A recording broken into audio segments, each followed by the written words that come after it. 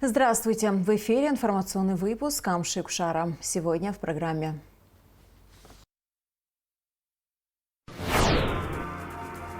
О реализации сельхозпрограммы администрации Гагарского района запущены в 2023 году. 19 января православные христиане всего мира празднуют Богоявление, Крещение Господне.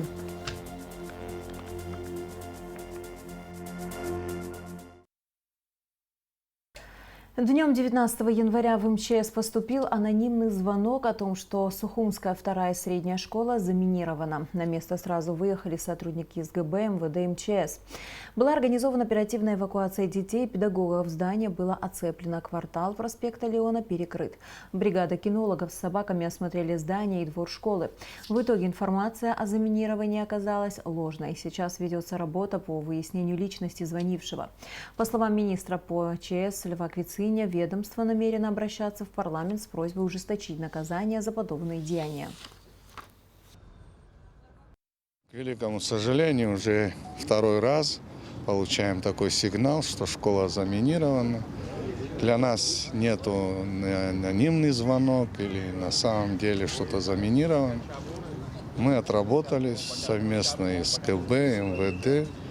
Работа была проведена тщательно, совместно. И проверили снутри, снаружи, чердачные помещения. Ну, сейчас уже, как говорят специалисты, можно запускать и можно детишек уже приглашать в школу. Мы в дальнейшем будем уже на самом деле готовиться, проводить учения, занятия. Нам очень неприятно, что так часто получаем такие звонки, но мы будем отрабатывать, а специальные службы займутся тем, кто этим занимается. В России это приравнивается к теракту, и мы тоже будем выходить в парламент, требовать ужесточить такие поступки, деяния, чтобы находить людей, которые этим занимаются, и наказывать. Во второй половине дня появилось еще одно сообщение о минировании. На этот раз торгового центра «Вавилон» по улице Тарнава. На место выехали министр по ЧС Лев Квициня, саперы и кинологи. Они проверили все 6 этажей здания, и здесь информация о минировании не подтвердилась. В Москве состоялась встреча министров здравоохранения Абхазии и России Эдуарда Будба и Михаила Мурашко. Они обсудили подготовку к новому туристическому сезону 2024 года, вопросы профессиональной подготовки, переподготовки, повышения квалификации медицинских и фармацевтических работников, лечения граждан Абхазии и России, постоянно проживающих в республике, в российских медучреждениях. Сейчас на программах специалитета в России обучаются 144 гражданина Абхазии и 35 человек на программах ординатуры. В 2023 году специализированную высокотехнологичную медицинскую помощь в медучреждениях Российской Федерации получили 104 человека. По программе обязательного медицинского страхования в медицинских организациях Краснодарского края и соседних субъектов помощь получили 7410 человек на 80 миллионов рублей. На 102-м году ушла из жизни ветеран Великой Отечественной войны, заслуженный учитель Абхазской АССР, ветеран труда Екатерина Синявская. Екатерина Синявская родилась в селе Хомутовка Ербейского района Красноярского края. С 1937 года по настоящее время проживала в Абхазии. В рядах Красной армии с апреля 1942 года. С первых и до последних дней службы была комсоргом сначала батареи, затем дивизиона и отдельного зенитно-пулеметного батальона. Служила в частях Закавказского фронта ПВО, а затем в отдельном зенитно-пулеметном батальоне, который в начале войны с Японией вошел в состав Первого Дальневосточного фронта. Служила в городах Батуми, Сухум и Ворошилов. В октябре 1945 года была демобилизована из ряда Красной армии с Японского фронта в звании старшего сержанта.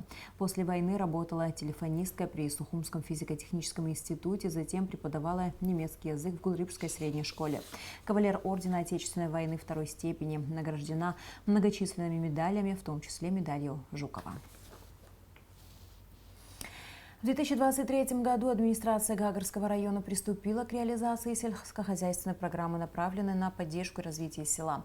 23 заявки на общую сумму 11 миллионов рублей было одобрено, из них 15 проектов по растениеводству, 8 по животноводству. Как реализуются проекты, расскажет Сария Фарасхиля.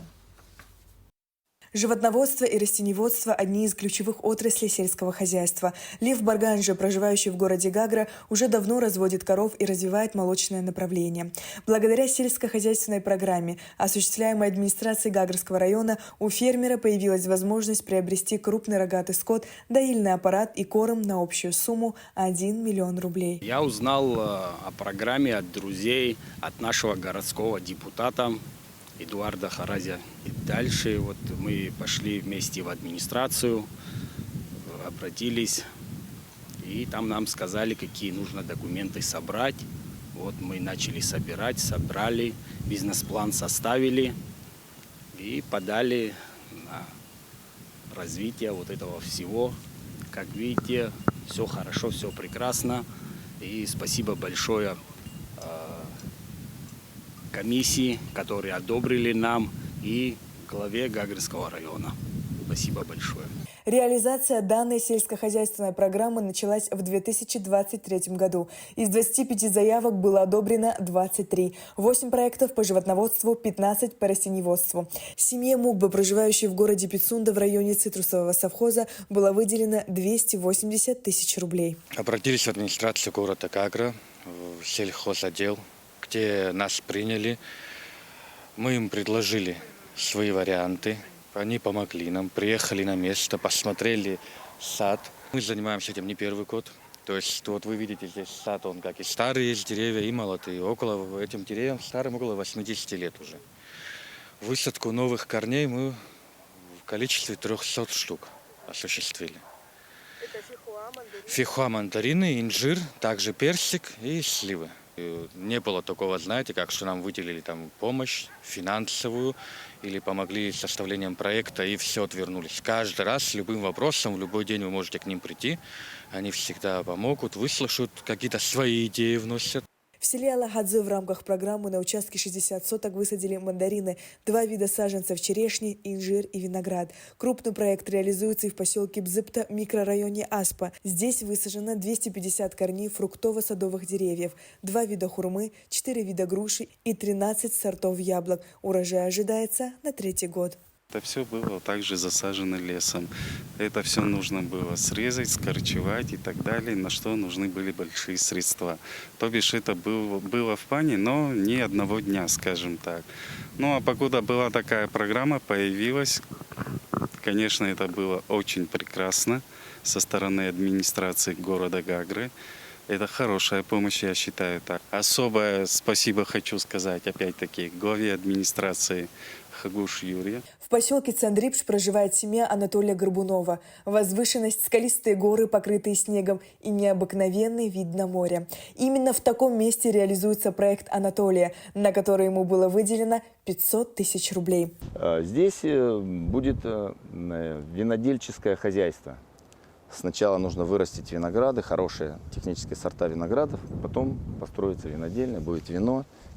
И, конечно, это будет такой небольшой туристический кластер. Сюда будут приезжать туристы отовсюду, пробовать, дегустировать наши абхазские вина. Сегодняшний день пока из реализованных посажено 1,5 гектара винограда, мальбек, шардоне и каберне фран. И подготовились вот на весну. Опять же, благодаря помощи мы закупили саженцы. Вот ждем, придут саженцы, будем досаживать еще белыми сортами винограда. Я думаю, здесь, в республике, это архиважно. Вот именно заниматься сельским хозяйством, потому что понятно, что мы не будем космические корабли здесь строить, а вот сельское хозяйство – это именно та тема, которая здесь нужна. Сельское хозяйство – важная отрасль экономики, обеспечивающая продовольственную безопасность страны. Эта сфера находится перед вызовами, которые требуют новых технологий и подходов для обеспечения устойчивого развития. А данная программа стимулирует заниматься сельским хозяйством. Финансирование данного проекта постепенно будет увеличиваться. Нужно будет просто нам обратить внимание, чтобы наши граждане, которые участвуют в этом проекте, показали хороший результат. Как будет хороший результат, так и мы готовы и дальше продолжать поддерживать их в их начинаниях. Также следует отметить, что у нас в районе действует и республиканская программа по поддержке сельского хозяйства. С 2021 года по 2023 год ими было профинансировано около 20 проектов на сумму свыше 7 миллионов рублей. Хочется подчеркнуть, что государство готово помогать и поддерживать наших граждан, которые решили себя реализовать в этом направлении. Даже на примере Гагарского района можно обратить на это внимание. Реализация сельскохозяйственной программы, которая направлена на поддержку и развитие села, осуществляемая администрацией Гагарского района, будет продолжена и в 2024 году. Сария Кварацхеля, Тимур Кови, Абхазское телевидение. 19 января православные христиане всего мира празднуют Богоявление Крещения Господня. Во всех действующих храмах Абхазии прошли праздничные богослужения. В Новом Афоне на реке Псырцха архимандрит Дорофей Дбар совершил чин великого освящения воды. Репортаж Алики Трапш. Ежегодно в праздник Богоявления люди со всех районов Абхазии едут в Новый Афон. Здесь, на реке Псырцха, братья Новоафонского монастыря совершают великое таинство освящения воды. Стоит отметить, что это место связано с именем апостола Симона Канонита, который 2000 лет тому назад проповедовал на абхазской земле христианство и впервые на реке Псырцха совершил крещение наших предков. Дабы стала эта вода, текущая в жизнь вечную, дабы явиться ей защита от всякого коварства, видимых и невидимых врагов, Господу помолимся. Богоявление или крещение Господне является одним из главных двунадесятых праздников в христианстве. В этот день православные всего мира вспоминают евангельское событие, как Иисус Христос в реке Иордан принял крещение водой от Иоанна Предтечи. После этого было явление всех лиц Святой Троицы – Отца, Сына и Святого Духа.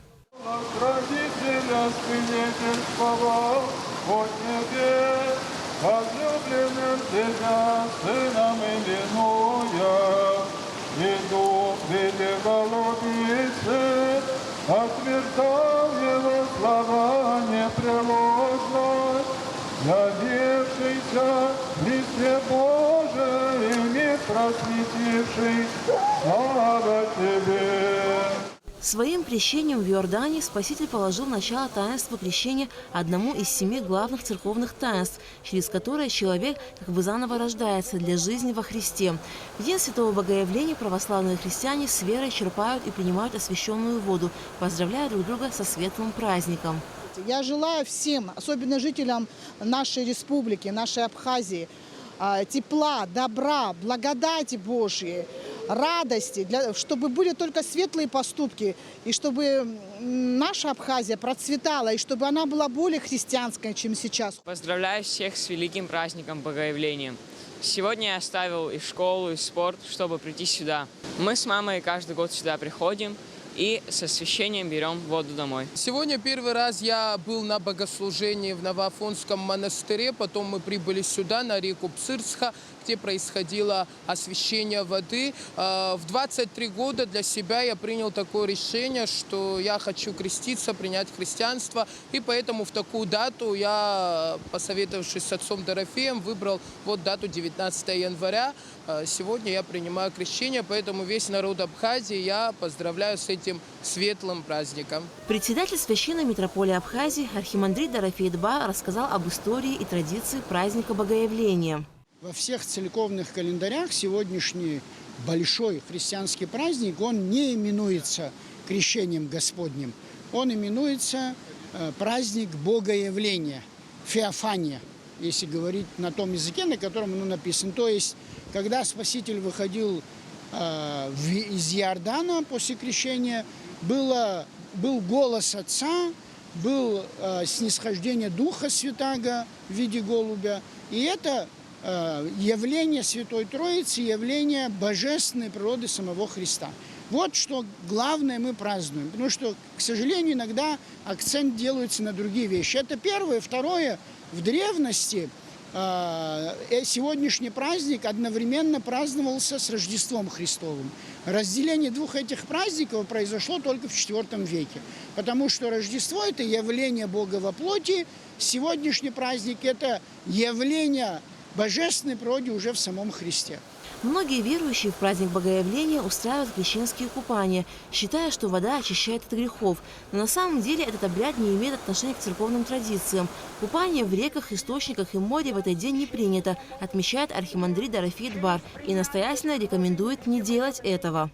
Когда мы читаем молитвы, там написано и сказано о том, что с благоговением черпающий эту воду, потребляющий ее, то есть пьющий эту воду и окропляющий себя.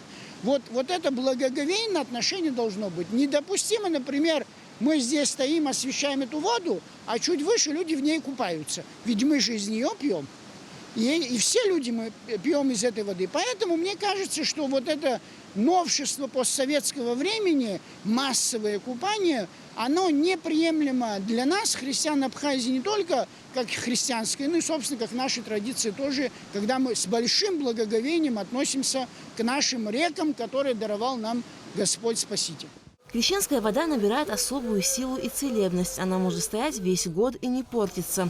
Верующие употребляют ее с благоговением, с надеждой на исцеление недугов, окропляют каждый уголок своего дома. Альга Трапш, Тимур Гугохи, Абхазское телевидение. И в завершении выпуска о погоде. По сообщению Гидрометцентра, в выходные дни 20 и 21 января на территории Абхазии ожидается облачная погода, временами дождь, гроза. Температура воздуха ночью 4-9, днем 9-14 градусов, температура морской воды 11 градусов.